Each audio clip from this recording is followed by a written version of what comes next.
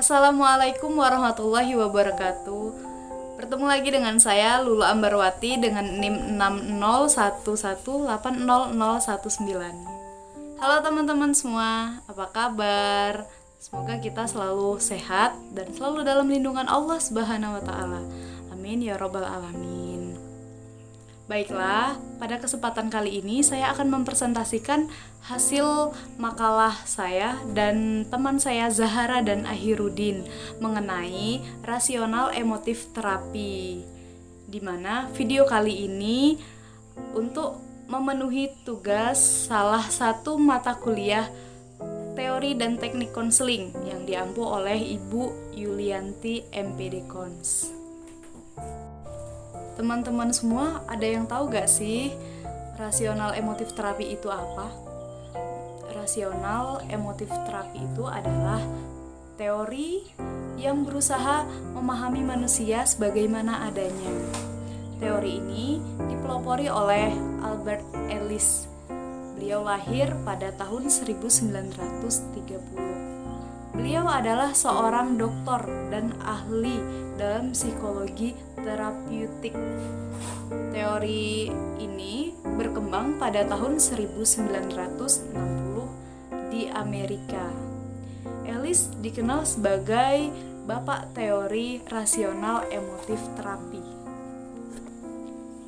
Ellis berpandangan bahwa teori rasional emotif terapi itu merupakan teori yang sangat komprehensif yang menangani masalah-masalah yang berhubungan dengan emosi, kognisi, dan perilaku.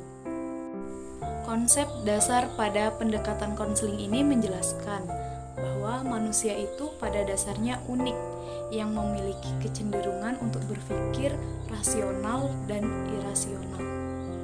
Ketika berpikir dan bertingkah laku rasional, manusia itu akan efektif, bahagia, dan kompeten. Sedangkan ketika manusia berpikir dan bertingkah laku irasional, individu itu menjadi tidak efektif. Dalam teori Ellis ada 3 pilar yang membangun tingkah laku individu. Yang pertama ada antecedent event, berarti segenap peristiwa luar yang dialami atau memapar individu. Yang kedua ada belief, yang berarti suatu keyakinan, pandangan, nilai, atau verbalisasi diri individu terhadap suatu peristiwa. Dan yang terakhir yaitu emosional konsekuensi, yang berarti sebagai akibat atau reaksi individu dalam bentuk perasaan senang. Baiklah, hanya itu yang dapat saya sampaikan. Kurang dan lebihnya saya mohon maaf. Untuk poin selanjutnya akan dijelaskan oleh Zahara dan Ahirudin. Terima kasih teman-teman. Assalamualaikum warahmatullahi wabarakatuh. Baik, perkenalkan nama saya Zahara Ifatul. Di sini saya akan melanjutkan pembacaan makalah dari saudari Lulu, yaitu yang bagian C.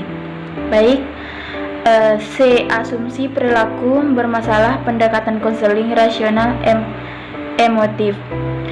Dalam perspektif pendekatan konseling rasional emotif, tingkah laku bermasalah adalah merupakan tingkah laku yang didasarkan pada cara berpikir yang rasional. Ciri-ciri berpikir rasional sebagai berikut. A. Tidak dapat dibuktikan.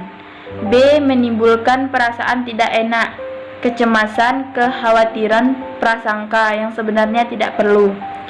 C. Menghalangi individu untuk berkembang dalam kehidupan sehari-hari yang efektif. Dalam pendekatan konseling rasional emotif, adapun sebab-sebab individu tidak mampu berpikir secara rasional. A. Individu tidak berpikir jelas tentang saat ini dan yang akan datang, antara kenyataan dan imajinasi. D. Individu tergantung pada perencanaan dan pemikiran orang lain. C. Orang tua atau masyarakat memiliki kecenderungan berpikir irasional yang diajarkan kepada individu melalui berbagai media. Selain ciri-ciri dan sebab-sebab yang telah disebutkan dalam pendekatan konseling rasional emotif, ada beberapa indikator keyakinan irasional. Juga terdapat beberapa macam, yaitu manusia hidup dalam masyarakat adalah untuk diterima dan dicintai oleh orang lain dari segala sesuatu yang dikerjakan. Banyak orang dalam kehidupan masyarakat yang tidak baik merusak sehingga mereka patut dicurigai, disalahkan, dan dihukum. Kehidupan manusia senantiasa dihadapkan kepada berbagai malapetaka, bencana yang dahsyat, mengerikan, menakutkan yang mau tidak mau harus dihadapi. Dia lebih mudah untuk menjauhi kesulitan-kesulitan hidup tertentu daripada berusaha untuk menghadapi dan menanganinya. Penderitaan emosional dari seseorang muncul dari tekanan eksternal, dan bahwa individu hanya mempunyai kemampuan sedikit sekali untuk menghilangkan penderitaan emosional tersebut. Pengalaman masa lalu. Untuk mencapai derajat yang tinggi dalam hidupnya. Nilai dari diri sebagai manusia dan penerimaan orang lain terhadap diri tergantung dari kebaikan penampilan individu. Tujuan konseling pendekatan rasional emotif. Adapun tujuan dari konseling rasional emotif yang dijelaskan sebagai berikut. A.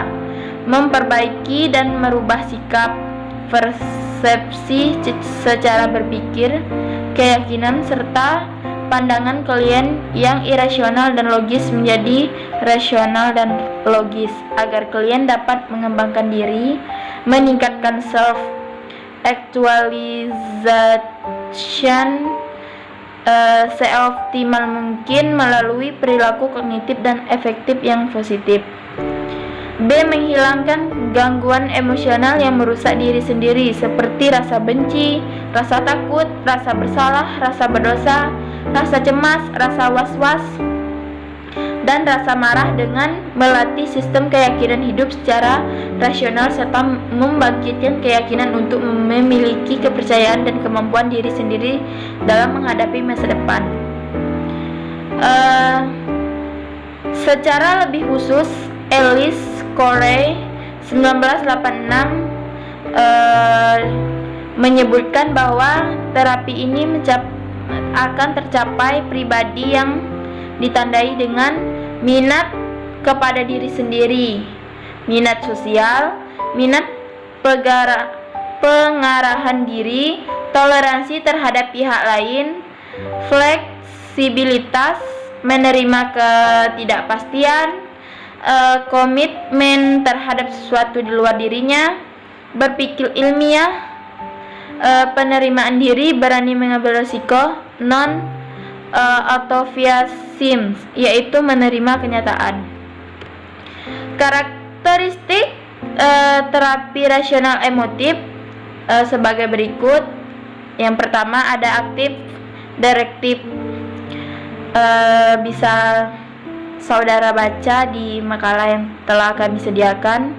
Yang kedua ada kognitif, eksperiensial, dan yang ketiga ada emotif eksperiensial. BPI Angkatan 18 Pesan BPI Dina. Yang keempat yaitu ada behavioristik. Yang kelima ada kondisional. Beberapa gambaran tentang apa yang dilakukan oleh seorang praktisi rasional emotif yaitu yang pertama BPI Angkatan 18 Pesan BPI Dina Bs Lazak Lo SKRG. Yang pertama mengajak klien untuk mengenalkan ide-ide rasional yang mendasari gangguan emosional dan perilaku. Berikutnya bisa saudara baca di makalah yang telah kami sediakan. Baik, hanya itu mungkin yang dapat saya sampaikan, lebih dan kurangnya saya mohon maaf. Dan untuk materi selanjutnya akan diteruskan oleh saudara Akhirudin. Wabillahi taufiq wal hidayah. Wassalamualaikum warahmatullahi wabarakatuh.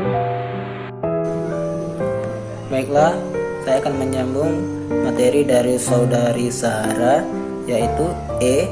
Deskripsi proses konseling rasional emotif.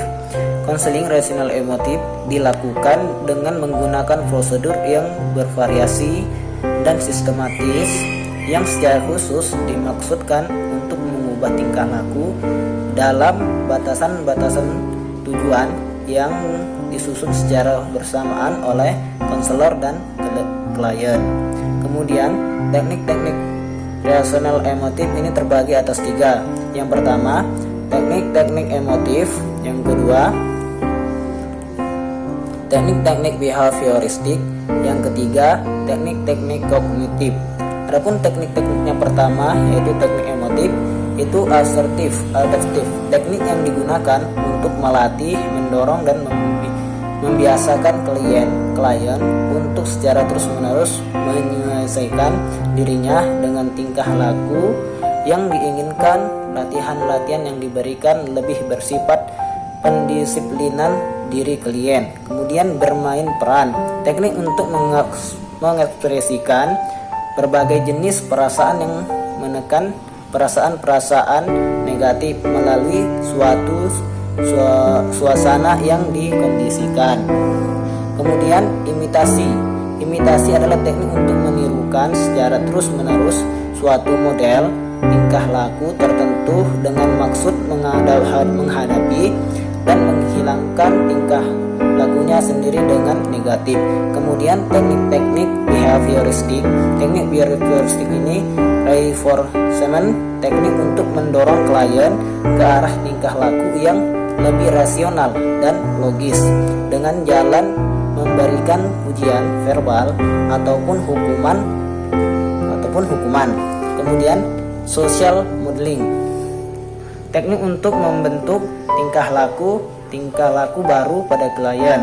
Kemudian yang ketiga, teknik-teknik kognitif, homework assignment, teknik yang dilakukan dalam bentuk tugas-tugas rumah untuk melatih, membiasakan diri dan menginternalisasikan sistem nilai tertentu yang menuntut pola tingkah laku yang diharapkan.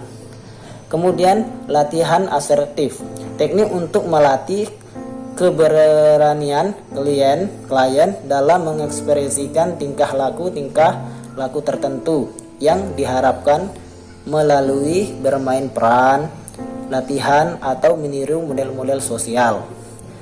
Kemudian contoh penerapan pendekatan konseling rasional emotif. Penerapan teori konseling rasional emotif ini sangat ideal apabila diterapkan di sekolah, terutama oleh guru-guru, konselor atau bimbingan yang berwibawah. Contoh penerapan digunakan pada kasus berpikir mengenai hal-hal yang rasional. Sekian, terima kasih. Wassalamualaikum warahmatullahi wabarakatuh.